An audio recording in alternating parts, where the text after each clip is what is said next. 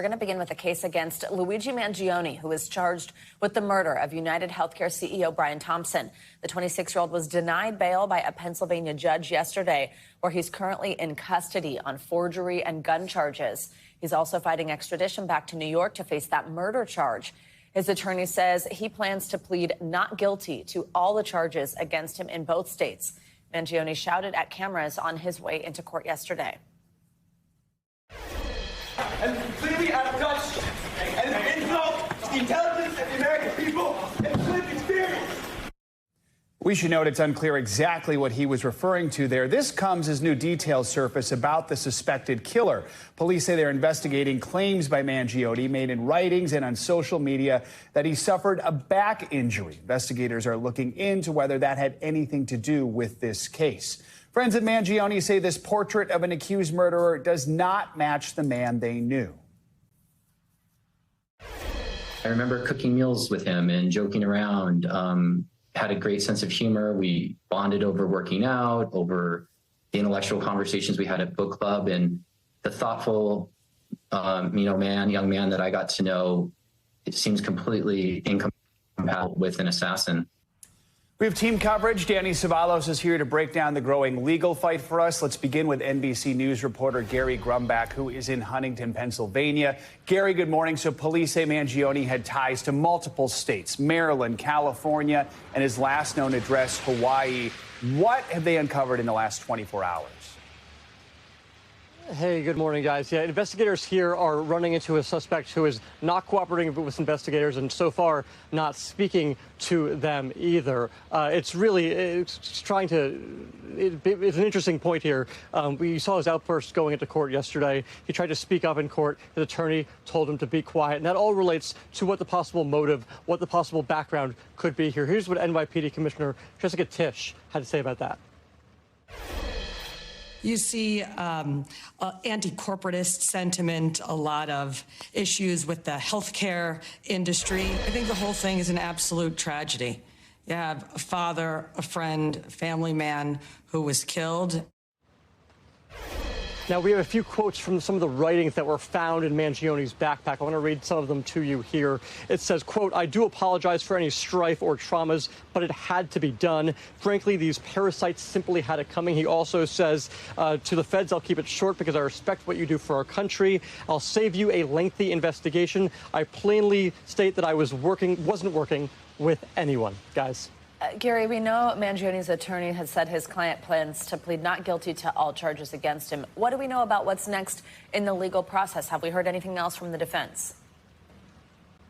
Yeah, so Mangione is going to get extradited to New York. It's simply a matter of time. Yesterday in court, the judge laid out essentially two ways to do this, the easy way or the hard way. The easy way would have been to waive extradition, and he would have been headed right off to New York. The harder way is to get the governors involved, and that involves what is called a governor's warrant. And that means Governor Kathy Hochul of New York will have to sign a warrant and go through a legal process to get a court hearing here in Pennsylvania to get Luigi Mangione back to New York so he can face those charges there. Guys. Mangione comes from an affluent, successful family in Maryland. Are any response from them to this investigation and these charges?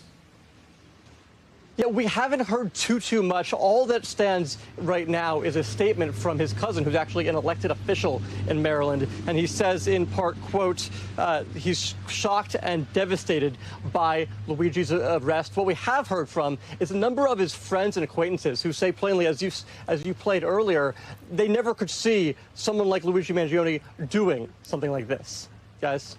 All right, Gary, thank you. Let's get more on this with our legal analyst, Danny Ceballos. Danny, thanks for joining us on this. So let's start on this concept of extradition. We just heard a little bit there from Gary. He said he will be extradited. It's just a matter of time.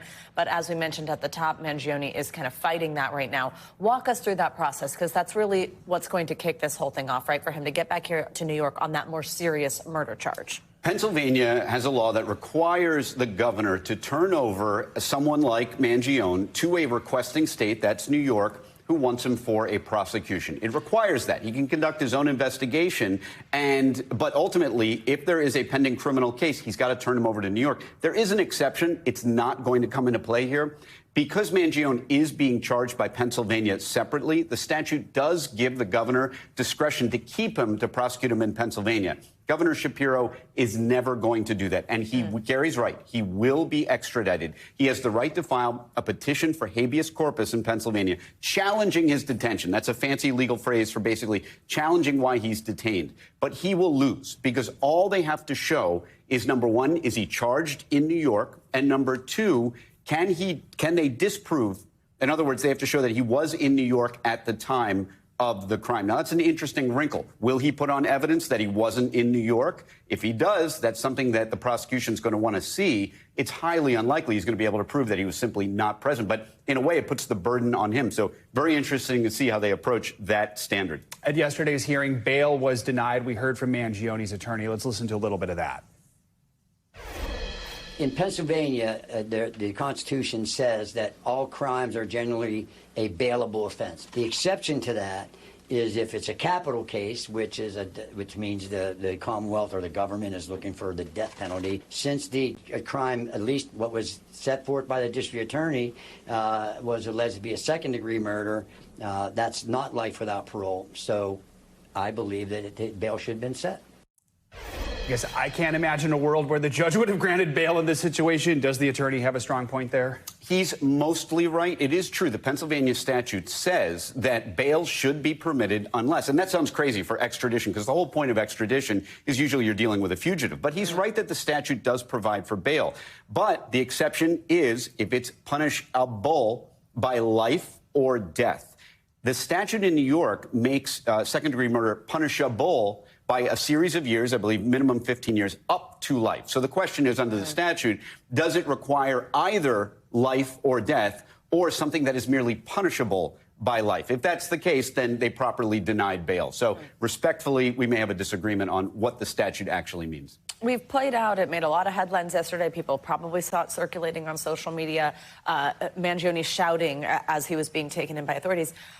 We also have a little bit of information about what was in this document that was left with him. And it seems like he's kind of trying to make this point with what happened here. How do you handle a client like that? What would you advise? What would you say after seeing that outburst, after reading some of what's come out of that document? This is probably a client you would put in the category of difficult clients because there's a lot of evidence building up against him, and it's inconsistent in the sense that, hey, if this was some political statement, then why was he fleeing? But that's really that's not something his lawyer is concerned about now. I just want to make clear, his attorney last night did a media whirlwind tour. He's going to be his lawyer for all of 20 minutes because he's a Pennsylvania lawyer, specifically an Altoona lawyer. That's not somebody who's close to New York. He's going to handle the Pennsylvania extradition, but there's no doubt in my mind that when Mangione gets to New York, he's going to hire the biggest of big shots who know New York procedure. And even when his attorney was asked that, he said, well, I don't really know if I'll continue to be the lawyer. I can answer that. He's not. They're going to hire someone in New York who knows New York procedure. And this sort of procedure here is going to last maybe a week, maybe 2 weeks. He's going to get returned to New York, and we will probably never see this lawyer again. Danny Ceballos, thank you very much. Firefighters in Southern California are struggling to battle a wildfire in Malibu that's fueled by strong Santa Ana winds. The Franklin fire began burning late Monday night and has quickly grown to more than 3,000 acres. The wildfire is forcing people across the region to evacuate their homes. That includes celebrities like Dick Van Dyke and Cher. NBC News correspondent Dana Griffin is there with the latest. Dana, good morning. Guys, good morning. The Franklin fire exploding to 3,000 acres overnight. Those wind gusts picking up again overnight. That's why you can see this orange glow behind us. We were watching. It looks like lava just for miles. You've got several areas that are still experiencing some active flames a day after this fire exploded overnight. There are some 1,500 firefighters trying to tackle this from the air and the ground. 7 homes have been destroyed. Another 8 have been damaged. Several people are under evacuation orders this morning. warning, and there's no sign of how quickly this fire will let up. The good thing is we didn't have that explosion that we saw yesterday when this fire quadrupled in size within a matter of hours. But officials say the conditions here are still pretty precarious because you've got the red flag warning due to these Santa Ana wind gusts up to 30 miles per hour. And so officials say through tonight, they are still warning people to be vigilant because new evacuation orders could be issued. They say if you are called to do so, make sure you've already packed your important documents. And right now, officials are just watching this orange glow, hoping that as the sun rises, they can have more sunlight and hopefully try to put this fire out as soon as possible. Savannah, Joe. All right, Dana, thank you. Now let's turn to meteorologist Angie Lastman back here in the studio. She's got more on what's ahead for these Santa Ana winds that are fueling the Malibu flames and everything else we need to know with your Wednesday forecast. Angie, good morning. Hi, guys. Good morning to you. I have some good news for our folks out west that, of course, have been dealing with those fire conditions for over a day now. We have seen some improvements when it comes to the red flag warnings that have been up for much of Southern California. Notice Los Angeles no longer in that. We can see south of that area no longer included. Still Santa Clarita, Malibu, Oxnard, Ojai, all included, at least through likely the later parts of our day today. But we're going to see some major improvements. That doesn't mean that we're back to normal. But I think the first half of the day, we still have those gusty winds and the low humidity that's making it so difficult for firefighters to continue battling those flames, as Dana just mentioned. But areas Santa Clarita to Pine Valley will likely still see those kind of conditions for only the first half of the day. We'll likely see those winds decrease. Humidity values will improve just a little bit. And we're going to see overall better kind of conditions again for some improvements and for fighting those fires across this region. Here's where the wind gusts are expected to land as far as the peak values through tonight. You can see Simi Valley into the low 30s, Malibu mid-20s. So this is a lot better than what we were seeing yesterday. And again, this is only going to improve over the next 24 hours beyond right now. Meanwhile, a busy kind of morning and day ahead for folks across the east. We've got a whole lot of alerts in place. They range from flood alerts for 11 million people. Notice those are centered across the New England area. We've got winter alerts for folks along the Great Lakes.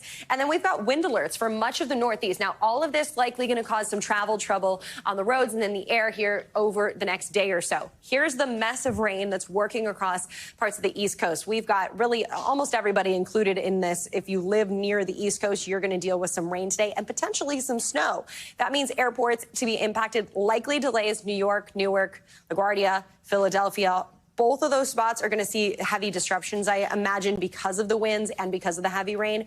But we're going to see this kind of move through the day today. So you're still going to need your umbrella if you live in New York City, even into this evening. Boston, you're dealing with the wet weather as well. Behind it, on the west side of the system, we see winds kick up and move across the lake. That means that the rain moves out for the East Coast. But, of course, downwind of the lake, we've got that lake effect snow machine turning back on. We're also going to see some cold and kind of blustery conditions settle in across the Northeast. If you live in, say, New York City, we're into the 50s today. Tomorrow, it'll be the 30s, guys. But some much-needed rain on the way. Just really concerned mostly for New England area for some isolated flash flooding. So heads up on the roads for that. And then some additional snow up to a couple of feet downwind of the lakes. I have to say, all the holiday decorations look beautiful in the foggy rain. It really sets the mood, It just really gets you in the Christmas spirit. But no snow for Savannah just yet. I know. From 50s You also gotta move, to 30s. I think. Canada, here you come. Thanks, Angie. You're welcome. Turning to overseas news now, Russia's deputy foreign minister has confirmed that his country is providing sanctuary on humanitarian grounds to Syria's ousted leader Bashar Al-Assad. In an exclusive interview with NBC News, the official discussed the situation in Syria and also hinted that another prisoner swap deal with the U.S. could be on the table. NBC News chief international correspondent Keir Simmons has more.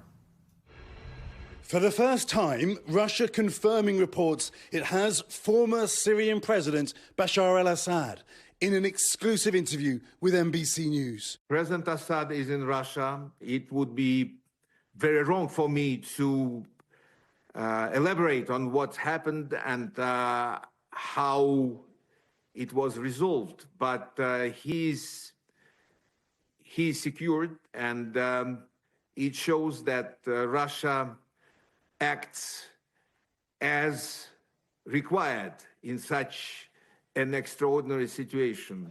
The now former Syrian leader presiding over the deaths of hundreds of thousands of his own people, using chemical weapons, dropping crude barrel bombs on population centres, and running a prison dubbed the human slaughterhouse. If the Syrian people called for him to be put on trial, if the International Criminal Court called for him to be put on trial, would you send him for trial? Russia is not party to the convention that established International Criminal Court. Russia, Turkey, Iran and the United States have forces in Syria. Russia's strategic assets include a crucial navy port on the Mediterranean. Syria's official opposition has told NBC News all foreign armies should leave within 2 years. But the rebels who have stormed the country include former al-Qaeda-affiliated fighters, a country that was once an ISIS stronghold. The Secretary of State, Antony Blinken, has warned that ISIS, the Islamic State group, will try to use this period to re-establish its capabilities in Syria. Is that something that Russia is concerned about? Yes, very much so. This is a rare and seldom situation where I can say that we equally have concerns like the US government does. There have been reports in Russia that President Putin is preparing another potential prisoner swap, timed around President-elect Trump's inauguration. A Russian-American ballerina from California was interviewed in her jail cell over the weekend, where she is serving 12 years for sending just over $50 to a Ukrainian charity. Kesnia Karolina told Russian TV, "I don't even know who they might swap me for, but I really want to believe." Sergei Ryabkov indicating they do have people in mind. There are more personalities that the Russian government looks for a potential swap. We will definitely be prepared to consider this. If I heard you right, you're saying there are others in US jails and allies and partners of the United States who you would want to see swapped for prisoners in Russia? Yes, I just said that we would definitely consider an additional swapping scheme or even schemes if the US is ready to have, a constructive and forward-looking view on our priorities there. That would be a healthy step forward, especially at the beginning of the next administration. Thanks for watching. Stay updated about breaking news and top stories on the NBC News app or follow us on social media.